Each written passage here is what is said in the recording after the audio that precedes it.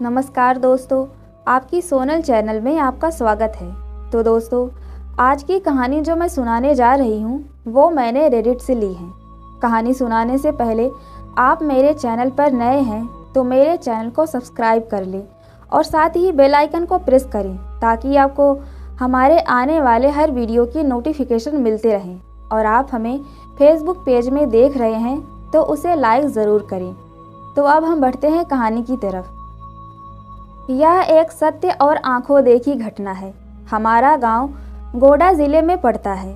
यह उस समय की बात है जब गांव में 18-19 साल की उम्र में सब लड़कों की शादी हो जाती थी।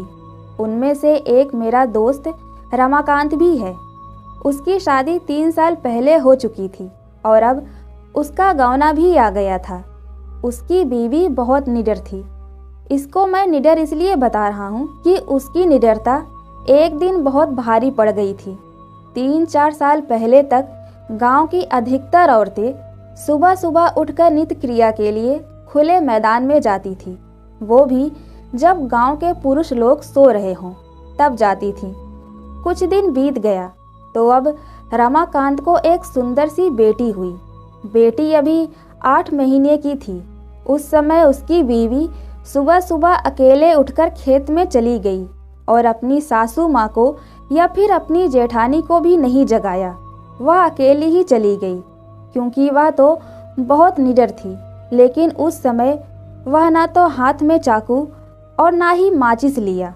जिस घर में बच्चा पैदा होता है उसके 1 साल तक उस घर की औरत को बाहर अकेले नहीं भेजा जाता, वह भी सुबह सुबह बिना किसी को साथ लिए, क्योंकि उस औरत पे भूत प्रेतों का साया जल्दी पड़ता है। लेकिन वह अकेले गई थी।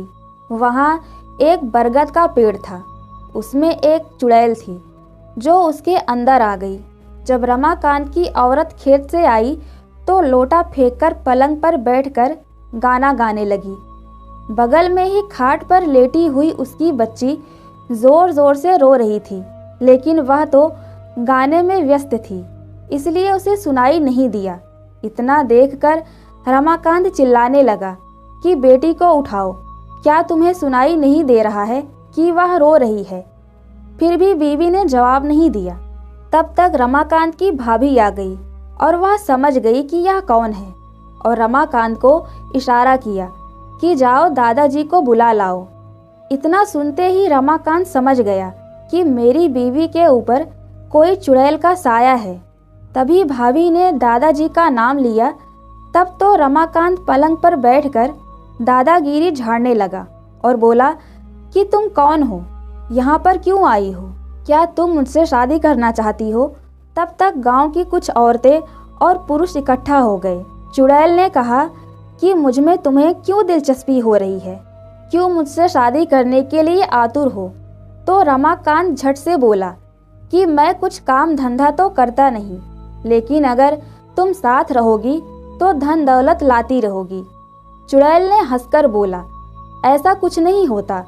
हमारे में भी कोई न कोई मुखिया जरूर रहता है जो धन दौलत की रखवाली करता है। तुम चाहो तो हमारी दुनिया में चलो, तब मैं तुम्हें सब कुछ दूंगी, पर अभी नहीं, क्योंकि तुम जिंदा हो। रमाकांत समझ गया कि अब मेरे हाथ कुछ नहीं आने वाला है, तो उसने बोला कि ब्राह्मण परिवार में आते हुए तुम्हें डर नहीं लगा? तब तक दादाजी भी आ गए और बोले कि यहाँ से सब लोग हट जाओ और अपने अपने घर जाओ। इतने में रमाकांत की बीवी भी पलंग से नीचे उतरकर सिर पर पल्लू डाल लिया और चुड़ैल भी चली गई। तब रमाकांत मन ही मन बड़बड़ाने लगा कि इनको भी अभी आना था, अगर थोड़ी देर बाद आते तो क्या पता मैं भी माला माल हो जाता।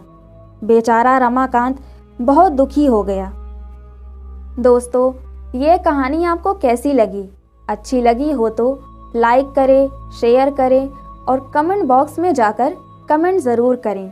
और आपकी ज़िंदगी में भी ऐसी सच्ची घटना हुई है तो आप हमारे साथ ज़रूर शेयर करें। तो मैं मिलती हूँ आपसे अगले वीडियो में। हरि ओम।